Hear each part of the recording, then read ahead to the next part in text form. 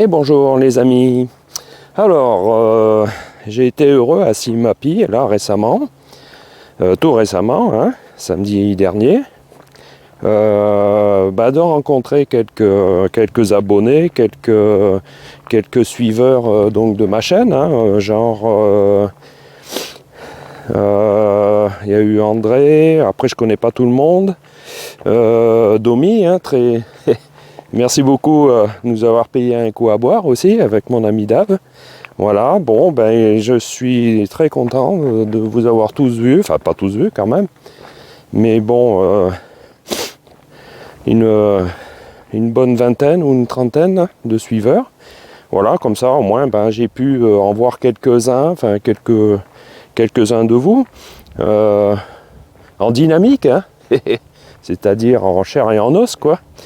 Voilà, je voulais faire un petit film très court justement pour tous vous remercier. J'ai été très touché. Voilà. C'était une exposition fort intéressante. On apprend pas mal de choses. Enfin, moi j'ai appris pas mal de choses concernant des nourrisseurs plastiques, donc dont vous connaissez la marque. Parce que j'ai eu quelques soucis sur des vieux nourrisseurs d'ancienne génération qui font un petit peu le ventre, donc j'ai été voir les fabricants de ça. Et puis, donc on a longuement discuté sur le sujet.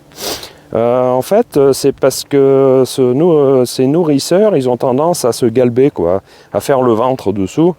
Et si bien qu'après, ils sont bancals sur les cadres, quoi, tellement ils sont ventreux. Alors moi, j'ai trouvé une astuce, je les stocke en plein soleil, alors pas l'hiver évidemment, mais je les stocke ventre contre ventre, j'en fais une pile et je mets une grosse toiture avec des cailloux dessus, et ce qui fait qu'avec la chaleur, le plastique il reprend sa position.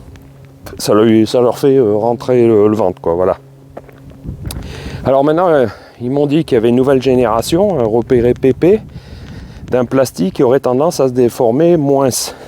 Alors peut-être parce qu'ils sont neufs, ils vont faire comme les autres, parce que les autres au début c'était pas déformé, c'est avec le temps. Donc je vais essayer ça et puis on verra. Après, bon, on m'a dit, après c'est à partager, mais peut-être que à un moment donné, il faut changer son matériel. Mais bon, le plastique ne vieillissant pas normalement, bon bref. C'est vrai qu'un nourrisseur bois, on finit par les remplacer aussi. Voilà, pour la petite astuce. Sachant que les plateaux ont tendance un peu à se déformer aussi, surtout si on les fait bouillir pour enlever la propolis. Donc vaut mieux pas trop le faire à l'eau chaude non plus.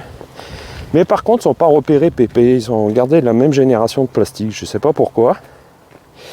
Et puis il y a aussi les tiroirs à pollen qui sont vraiment bien étudiés, chose que j'avais jamais compris comment ça fonctionnait.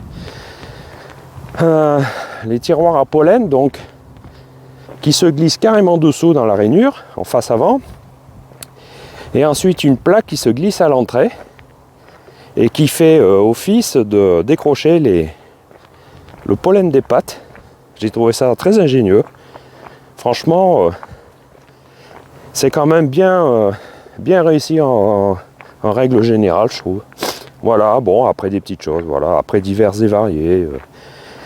Des évolutions de matériel, bon, qui est pas mal coûteux, mais bon, qui était pas mal, des mélangeurs à double paroi, régulés par une température, pas trop chaude mais pas trop froide non plus, pour arriver à faire du miel crémeux. Voilà, bon, mais j'ai gardé un très bon souvenir de cette journée, comme certains m'ont dit. Merci beaucoup à l'équipe Domi. Et puis voilà, je ferai une autre vidéo